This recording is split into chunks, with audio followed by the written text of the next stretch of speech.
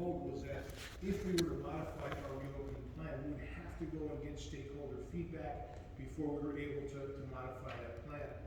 But later in the day on Sunday, some further guidance came out through a phone call with Dr. Ziskin, the representative from the Commissioner's Office, and a directive from the State Education Department that the guidance had not changed.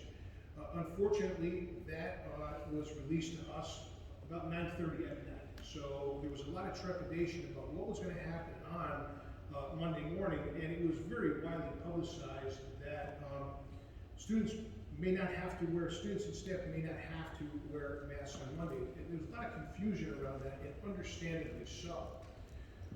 So on Monday morning, again, we received some clarification through the governor's office and the Department of Health. The intention of Dr. Zucker was to get clarification on camps that operate in schools, right? So camps come in and use schools, but schools also use schools in the summer for enrichment programs, for summer schools, for apex learning, credit recovery. So to have two different standards in the same building was creating some confusion. So the governor came out and clarified, and then later on that day, the Department of Health released a formal statement, again, 9:30 at night on Monday night. And then subsequent to that, just today, they issued the updated guidance that was dated June the 7th, which is that we still are required to have face coverings in the school buildings for students and staff for the remainder of this year. But for outdoor events and activities, field days, athletic events, going on the playground, face coverings can be removed for those purposes. So it was a very frustrating weekend of communication that was coming out that we really tried to get in front of. But I did feel that we should spend some time just understanding what that timeline was and where the confusion began and what the intent of that letter was from Dr. Zucker. And again, it was about clarifying how the buildings would be used in the summer because they're used for dual purposes. Summer camps, which had one set of guidance, and summer schools, which had a different set. And fortunately, that has now been clarified, but not without a lot of frustration and confusion, and understandably so. Ms. Hudson mentioned the American Rescue Plan, and the American Rescue Plan are the federal funds that we have received in order to allocate over the next 4 years to address that learning loss and to beef up our instructional program to address the needs of our students, to maximize the instructional time and the opportunities for students, again, to address that learning loss.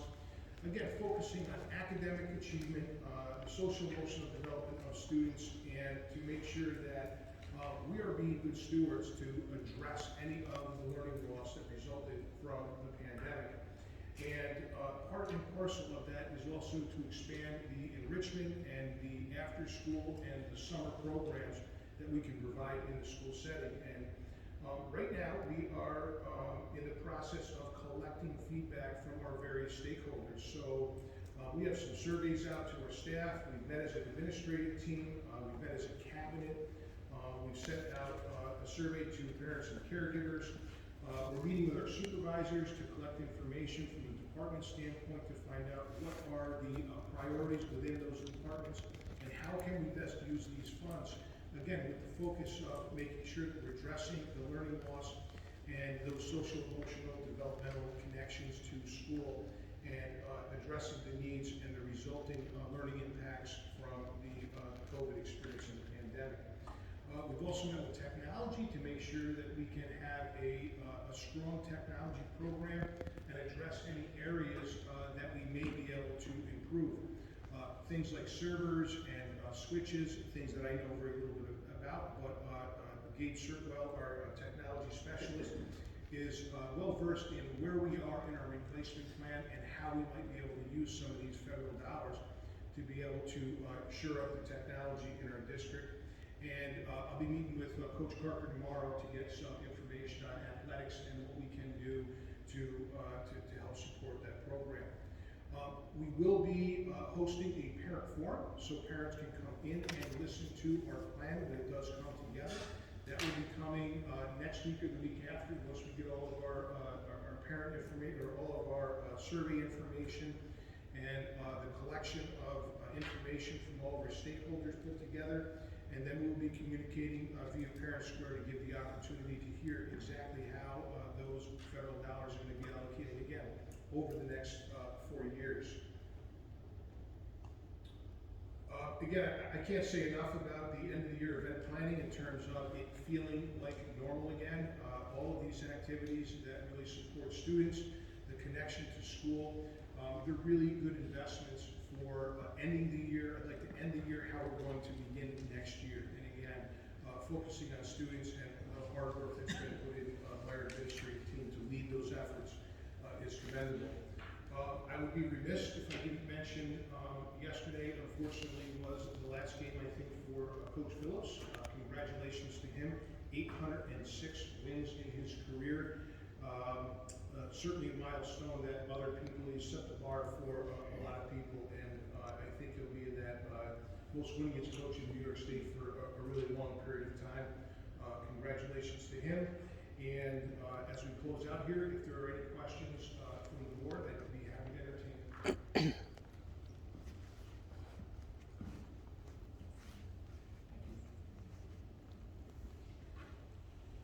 Time for public comment. Thank you for attending the meeting. If you'd like to say something, just let us know your name, please. Katie Webb, and I'm going to apologize, I'm not a public speaker, so I had to type what I wanted to say, or I'll lose my train of thought. So I'm super excited to hear that we're actually having a parents forum that I've been asking for 10 months, that it's finally going to happen. We're actually allowed to have a voice.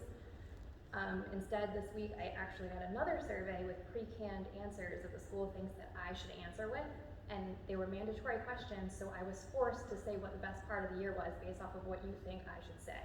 That is the most frustrating thing as a parent, especially since I've already pointed that out to you guys. Topic number 2, masks, obviously. Okay. On Friday, when the New York State released a letter from Howard Zucker, I was ecstatic. I told Addie that she would no longer have to wear a mask in school. Her exact words were, "I'm scared." I was shocked by her answer because she has never been scared of COVID and never expressed that to me before. So I asked her, "Are you scared of COVID?" Her response was, "No, I'm scared I'm going to get in trouble in school." I broke down crying. That is the worst thing to hear from your child, if they're scared to be in school. So, determined to show her that people are willing to fight for her. Determined to show her that there are people willing to fight for the kids in the way, or in school, I brought her to the rally on Saturday. She was able to witness adults fighting for the kids' rights, adults supporting her decision not to live in fear.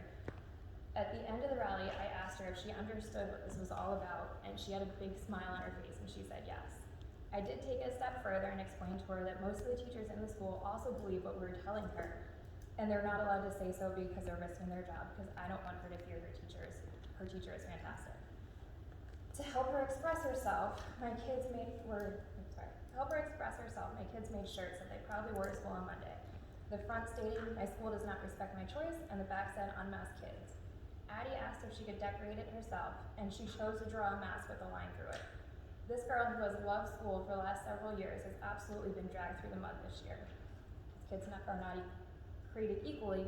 On the flip side of the coin, I also have a kindergartner. In his 2 years in school, he has spent more time dealing with the COVID situation than actual school, and he probably doesn't even remember what school used to be like. He has no problem wearing a mask. He was excited when I told him, but he was also more excited to wear the shirt on Monday, and he thought he was a badass, and he was making us all laugh. This demonstrates why parents' choice is the only option for our kids. One-size-fits-all mandates are destroying some of our smallest and most sensitive children, and the ones that don't speak up are the ones that you have to worry about the most. I, as a parent, just found out that my child was scared of masks, and this has been going on for over a year. Yes, I'm fully aware of the state mandate, but on Friday, when the letter was released, schools around the state opened it up to parents' choice. On Friday, when the letter was released, I was talking to another Fort Plain parent, and I said, "Watch, we won't hear anything from the school until Sunday at 5, and I wouldn't be shocked if they keep masks." Lo and behold, Sunday at 4, I was off by 1 hour, Fort Plain makes the statement that they're keeping the masks on. This was your opportunity to do the right thing, and you, John Bishop, decided to follow the crowd instead of being a leader. Your true colors showed on Sunday, and we can all see that politics are more important than our children to you. And the money. You can hide behind the fact that the state changed the policy on Monday, but on Sunday you failed our children. There's still one school in Western New York that puts children and their community first. So don't say that don't say that your hands are tied. Please look up the Pioneer School in Western New York, where they have made masks optional and continue to make masks optional to this day. I beg for you to reach out to them and listen to what they have to say. I have personally reached out to the school and thanked them for putting our children first. So I ask you to stop hiding behind the crowd and be a leader and do what's right for our kids.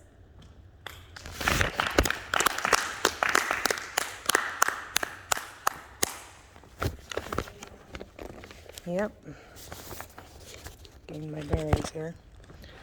Because I hate public speaking as well, and I'm terrible at it too. So please don't feel bad about that.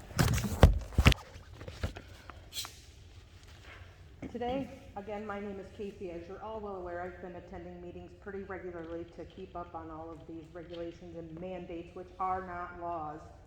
And your hands are not as tied as you say that they are. Today I'm here again to speak on the COVID restrictions, masks being number one.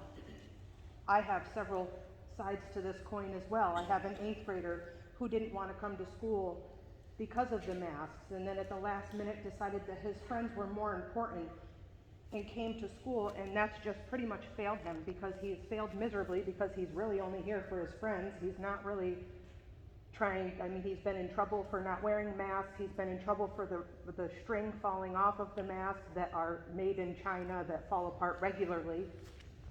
And then I have a kindergartner who I kept home for a majority of this year. I just put him back into school when we started 5 days a week. He has a phenomenal teachers. I cannot agree with every one of you anymore on the staff that you guys have here. We have exceptional teachers. They're great. I can't say enough about them. But the kids are suffering, and the teachers are not allowed to let them feel like their feelings are okay. Because my son has not worn a mask before he started school here. And now he wants to wear a mask at home. So something he's being taught here is making him feel like he should be wearing that mask all of the time. We have a mask. It's in here, and it's our immune system. And we need to let that begin to work again, because we're doing nothing but destroying our younger generation. And even our teenagers at this point, we've left these teenagers to be completely responsible for themselves on virtual days. They have a refrigerator, they have a TV, they have a cell phone, they have video games. What are you going to choose? Because I know what mine and most others chose.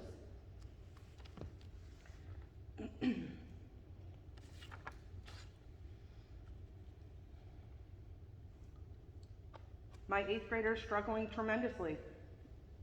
Anybody at the school probably wouldn't know it, because he doesn't speak out. Because all of these children are afraid of the repercussions that they're going to get if they speak out against what they're told that they have to do. We teach kids to not bully, don't we? Don't we have a no bullying guideline here in Fort Plain? Every one of you are being allowed to be bullied by the people above you. You, number one, Mr. Bishop, because you should be hand in hand with all of them superintendents that you spoke to on Sunday, and you guys should be standing up for everything that people want their kids to have, a choice, just as well as us adults want a choice. And so help me God, if we start mandating this vaccine for this school, you're either going to see hell raise here, or you're going to see people pulling their kids more than you saw last year. It's time that we start taking a stance together. We want you to work with us. We don't want to go against each other. We want to work with you. We want you to be working with us for what we want for our kids. And we want you guys to be the voice for these children, because that's what you're here to do. And you all know, how many of you have children that are in the school district or in a school district right now? Or grandchildren. Or grandchildren, anything, anybody that's dealing with it. You know what it's doing to these kids, yours and all of the other ones. It's time we start taking a stance. It's happening everywhere. Do we understand that there's other states that have no guidelines, no mandates, no nothing? Why are we continuing to allow Mr. Cuomo to dictate our lives here? And I've spoken on that before, and I got a little chuckle out of everybody about the tyranny comment that I had. Enough is enough. When is enough going to be enough for you guys? We want the masks lifted for the end of the school year. We would love to see that happen. Let's go out on a good note. Let's let these kids think that it's okay to not wear a mask. I asked my son if he enjoyed recess without a mask today. All I got was, yeah, but we had to put it back on. Give him a little bit. Give him a little bit. It's not doing anybody any good.